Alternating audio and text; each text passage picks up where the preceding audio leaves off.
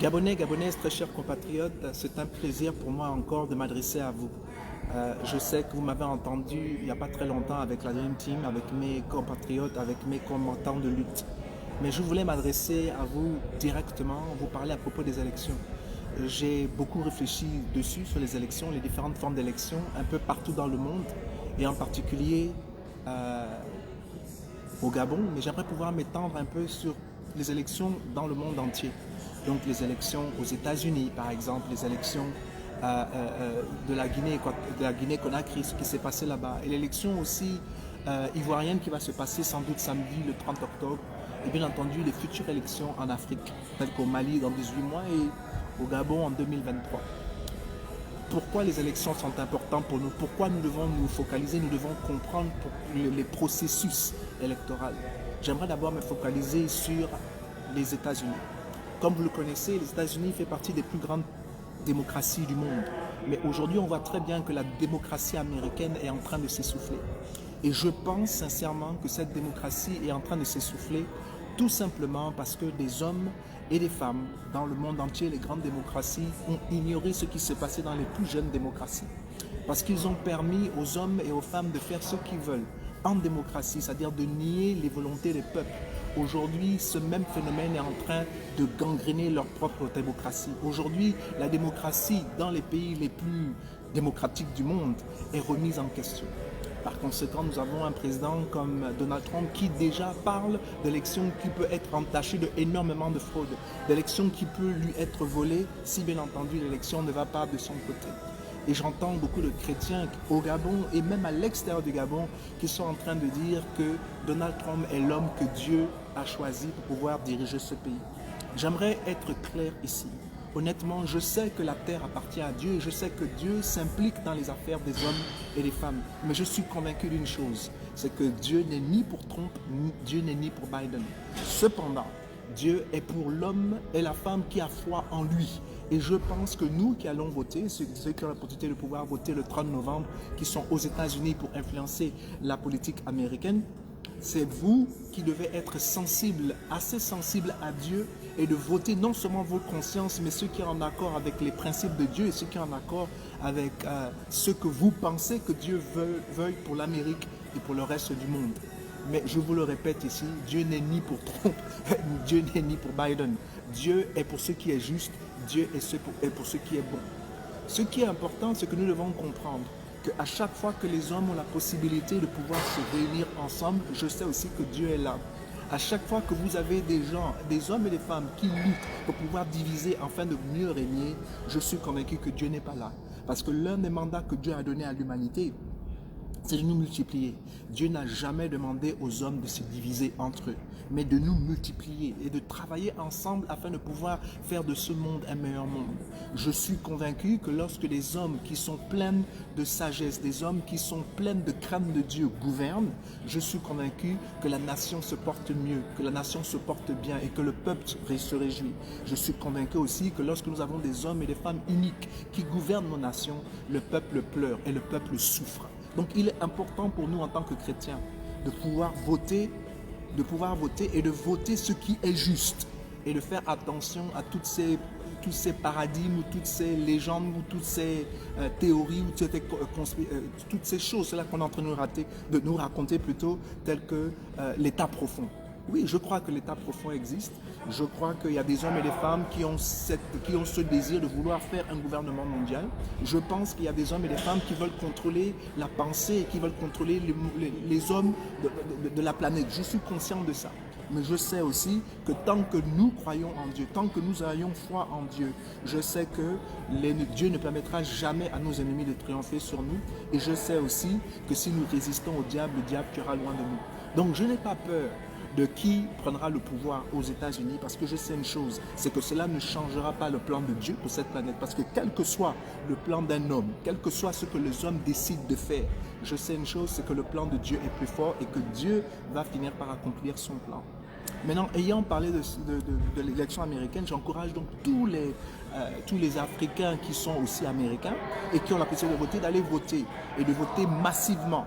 et de voter leur conscience et de voter ce qui est juste pour cette nation et pour le monde. Parce que nous savons très bien que le président américain influence aussi la politique mondiale et influence le monde. Donc il est important que vous preniez votre responsabilité à cœur et que vous allez voter et que vous votez votre conscience. Je ne vais pas vous dire ici qui vous devez voter et qui vous ne devez pas voter parce que ce n'est pas ma place et ce n'est pas mon rôle. Mais mon rôle est de vous encourager en tant que citoyen américain de faire ce qui est juste et d'aller voter. Donc, ayant dit ceci, j'aimerais pouvoir maintenant m'attarder un tout petit peu sur l'élection de la Guinée-Conakry. Lorsque nous regardons la Guinée, nous voyons très bien que Alpha Condé, qui était supposé un homme démocrate au départ, veut perdurer au pouvoir. Il est intéressant de savoir que lorsque un peuple exprime le désir de ne pas voir une personne braguer un troisième mandat, c'est que ce peuple sait exactement pourquoi il le dit. Parce que moi, je suis convaincu que lorsque vous avez un chef d'État qui est en train de pouvoir courir pour un deuxième mandat et que vous avez des institutions qui sont inféodées à ce chef d'État-là, bien entendu, que le peuple le veuille ou pas, cette personne finira toujours par prendre le pouvoir parce que c'est fait ainsi. Et donc, je disais à une amie que j'ai beaucoup d'estime d'ailleurs j'étais en train de lui faire comprendre que elle me faisait comprendre plutôt que la raison pour laquelle en Afrique francophone, les présidents qui sont élus, les présidents qui demeurent au pouvoir, les présidents qui s'accrochent au pouvoir, les présidents qui réussissent à prendre le pouvoir malgré la volonté de leur peuple, ont un truc en commun, ont une chose en commun. Et la chose qu'ils ont en commun, c'est l'appui de la France. C'est le fait que la France les a choisis. Donc, peu importe ce que leur peuple veut, ils vont réussir à s'imposer au pouvoir. Et parce que aussi, ils ont des institutions qui leur sont favorables.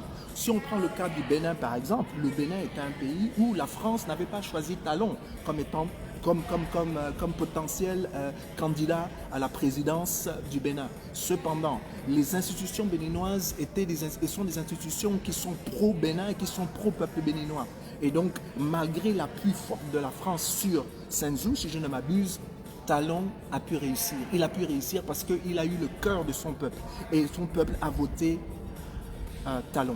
Donc, il est important ici de comprendre que les élections, c'est des bonnes choses parce que c'est ce qui nous permet de pouvoir nous exprimer. Cependant, dans beaucoup de pays africains, les élections sont devenues des lieux ou des endroits où le peuple est bâillonné. Parce que quand bien même le peuple choisit un certain leader ou une certaine personne pour pouvoir les gouverner, la France s'oppose automatiquement et les institutions ne permettent pas de pouvoir établir la personne qui a gagné dans les urnes de gouverner. Et cela est très très très dangereux. C'est très dangereux parce qu'on utilise des institutions qui sont supposées être là pour pouvoir servir le peuple contre les volontés d'un peuple. Et c'est ce qui se passe au Gabon. Et voilà pourquoi moi, aujourd'hui, je n'arrive pas à comprendre que des politiciens, des hommes intelligents, des femmes intelligentes continuent à perdurer, à vouloir aller dans des élections avec un système qui déjà a tout verrouillé. Un système qui déjà, on sait qui sera le président parce que le système est comme il est. Et nous savons très bien qu'au Gabon en particulier, le président est choisi par la France. Tant que la personne n'est pas loin par la France, personne ne peut briguer, personne ne peut réussir au Gabon et avoir la présidence. Et en plus, les institutions sont inféodées. Les institutions sont pour des hommes au lieu de protéger le peuple, au lieu de protéger le Gabon. Et donc moi je pense sincèrement que si nous voulons réussir, que si nous voulons être des hommes et des femmes qui s'épanouissent dans notre pays, nous devons tout faire, nous devons nous battre, nous devons tout faire pour pouvoir éradiquer le système qui nous oppresse, le système qui nous domine. Tant que ce système-là perdure, nous ne pourrons pas nous épanouir. Je ne sais pas combien de fois je vais marteler dessus. Il faut que le système Bongo Podégé tombe. Il nous faut qu'on rentre dans la nouvelle République. Il faut qu'une fois pour toutes, on puisse écouter ce peuple gabonais, que l'on puisse accepter la volonté du peuple gabonais, que l'on puisse accepter les doléances de ce peuple-là. Dans tous les pays du monde, les pays qui prospèrent aujourd'hui, les pays qui prospèrent, les pays qui avancent, les pays qui émergent, c'est des pays où l'État se focalise sur leur peuple. Même chez Kadhafi, si on veut dire que Kadhafi était un tyran, le pays prospérait. Pourquoi? Parce que Kadhafi avait mis en place des lois et des principes et des mécanismes pour pouvoir aider son peuple. Le peuple libyen vivait très bien sous l'emprise de Kadhafi. On peut tout reprocher à Kadhafi, mais son peuple vivait bien. Et donc, ce que je suis en train de dire, quand vous avez un système qui constamment est en train de lutter contre l'émancipation des peuples, qui est constamment en train de lutter contre la volonté de tout un peuple, ce pays ne peut pas prospérer. Quand bien même vous pouvez avoir des hommes qui sont extrêmement intelligents à la tête de l'État. Il faut absolument que l'on obéisse à la volonté du peuple. Il faut que les hommes et les femmes puissent se soumettre à la volonté du peuple. Et c'est ça, c'est le problème que nous avons au Gabon. Et tant que ce problème-là n'est pas résolu, tant que nous ne réussissons pas à pouvoir briser ce phénomène-là, qui fait que l'on vote et que notre vote est renié, et qu'après, lorsqu'on se soulève ou lorsque l'on se lève pour réclamer ce qui est de droit à chacun de nous, on nous tue, je suis en train de vous dire, nous ne réussirons point. Nous devons prendre notre destinée en main. Et je pense que les paroles ne suffisent pas. Il faut changer radicalement ce système-là. Il nous faut rentrer dans la nouvelle République. Et pour cela, il faut respecter le choix des Gabonais de 2016. Je suis convaincu que les Gabonais se sont exprimés clairement en août 2016. Il est important qu'on leur accorde ce que les Gabonais ont voté. Que l'on soit d'accord ou pas, on est obligé de se soumettre à la volonté du peuple. Et les peuples ont le droit de se tromper. Si on se trompe, c'est notre faute à nous. On va corriger cette faute-là à la prochaine échéance. Mais de grâce, ne renions pas, n'effaçons pas, n'éradiquons pas, ne refusons pas le choix d'un peuple. Les peuples ont le droit de s'auto-gouverner. Les peuples ont le droit de s'épanouir dans leur propre pays. Ils ont le droit de décider de qui doit les gouverner. Ils ont le droit aussi d'exprimer ce qu'ils veulent voir dans leur pays. Et tant que ces choses-là ne sont pas établies, il n'y aura pas de stabilité au Gabon, il n'y aura pas de stabilité dans ces pays où nous avons des tyrans qui s'imposent par la force et par le sang. Et c'est pour ça qu'ils sont violents. Ils sont violents envers nous. Pourquoi? Parce qu'ils savent au plus profond de eux-mêmes que ce qu'ils font envers le peuple n'est pas juste. Mais nous allons nous imposer. Nous n'allons pas accepter ce dictat qui est inique et qui n'est pas juste et qui nous empêche de nous développer. Quand on regarde un pays comme le Gabon, un pays si beau, un pays qui a tant de merveilles, un pays qui a tant de richesses, un pays où il fait bon vivre, et que l'on vit dans une telle misère, c'est vraiment aberrant. Et cela vraiment touche. J'ai eu la possibilité de voyager dans plusieurs pays et de voir plusieurs choses. Mais je vous dis une chose, le Gabon est un pays exceptionnel. Si nous avons des bonnes lois, si nous avons des bonnes personnes au bon endroit, je vous assure que ce pays-là sera un pays qui sera aimé de tous. Et nous-mêmes les Gabonais, nous serons très fiers parce que nous avons le potentiel, nous avons les ressources de faire de cette nation l'une des plus grandes nations du monde, malgré le fait que nous sommes petits. Nous avons été bénis par le Créateur.